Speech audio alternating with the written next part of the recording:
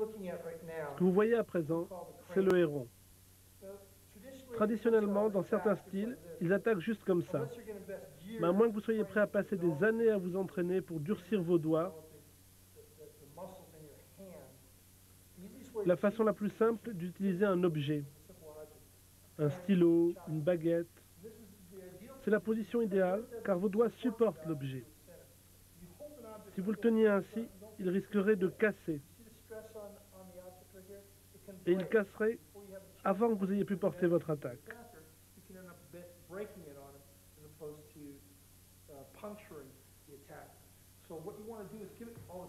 L'idéal, c'est quand vous ne pouvez pas voir si je l'ai ou pas dans la main.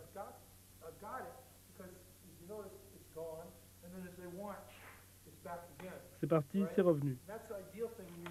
C'est l'idéal quand vous êtes face à votre adversaire.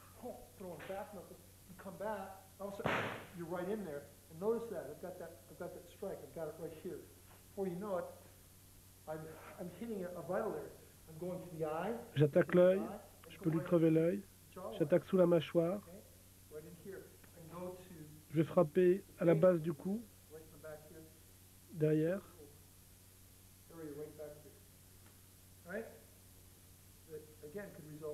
Là encore, ça peut être mortel.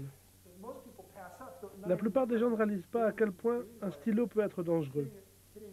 Ici, par exemple, c'est très facile.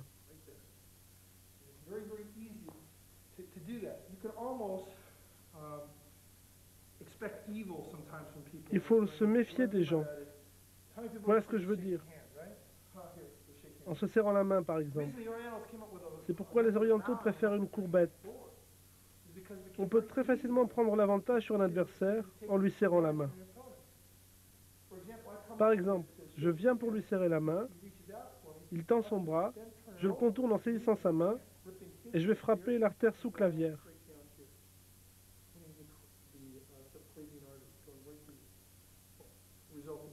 Ce qui provoque la mort. Bien sûr, on peut attaquer le bras et toutes sortes d'endroits, mais ce n'est pas le but de cette cassette. Quoi qu'il en soit, si vous voyez quelqu'un tenir sa main ainsi, vous devez soupçonner qu'il est armé. Si vous avez à utiliser une arme de ce genre, c'est ainsi qu'il faudra la tenir. Et c'est une autre façon de frapper. Un objet très simple, un stylo que vous avez toujours sur vous à portée de la main.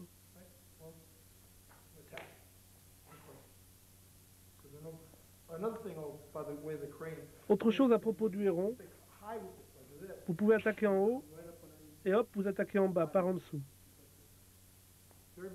Facile et intéressant, une attaque circulaire, extérieure, intérieure. Par exemple, il me bloque en haut, ici. En fait, il m'aide à frapper en bas. La frappe du héron permet de feinter l'adversaire et de l'induire en erreur. Je frappe dans sa jambe ou au parti.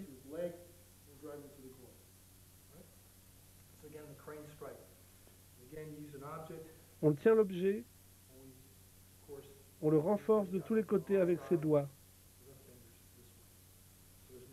Ainsi, il n'y a pas de pression pour le casser.